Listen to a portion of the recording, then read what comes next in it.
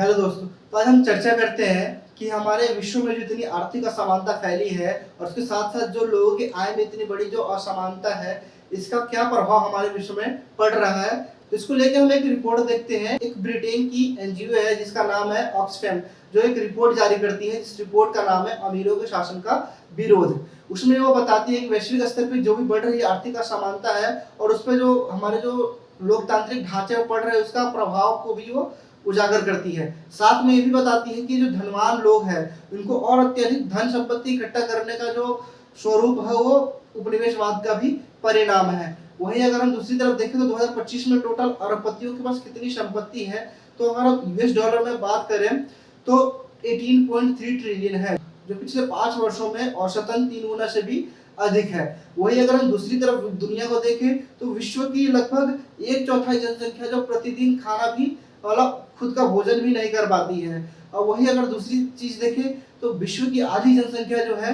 वो गरीबी में या जीवन यापन कर रही है अपना। और वही अगर हम अमीरों के पास देखें तो मीडिया, सोशल मीडिया के पास उनकी बहुत ज़्यादा व्यापक पहुंच है। दूसरी रिपोर्ट की हम बात करें तो आर्थिक असमानता, अगर हम विश्व असमानता रिपोर्ट 2026 की बात करें तो विश्व असमानता रिपोर्ट के अनुसार जो विश्व में संपत्ति का बहुत ही अधिक संकेंद्रण देखा जा रहा है। ऐसा देखा जा रहा है कि कुछ लोगों के पास ही अधिक मात्रा में संपत्ति रुक जा रहा है। अगर हम बात करें विश्व में 1% जो लोग हैं, 1% लोगों के पास 37% प्रॉपर्टी है।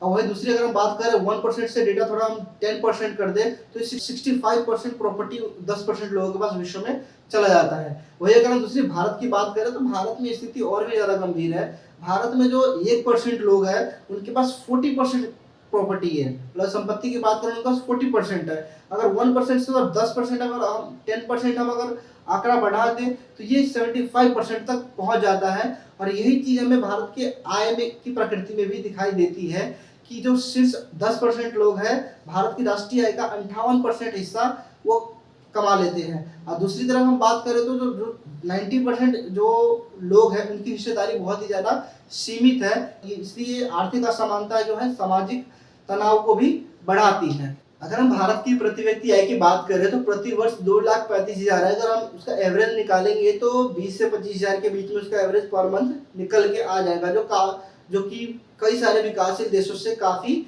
कम है। वही अगर हम अमेरिका की प्रति व्यक्ति आय की बात करें तो $69,603 है, जो कि ये आर्थिक विकास की असमान गति को दर्शाता है। वही अगर हम महिलाओं की भागीदारी के बारे में बात करें तो महिलाएं घरेलू काम करती हैं, जिनमें उनको वेतन नहीं मिलता वो भी काम करती हैं और पुरुषों से अधिक श्रम करती हैं।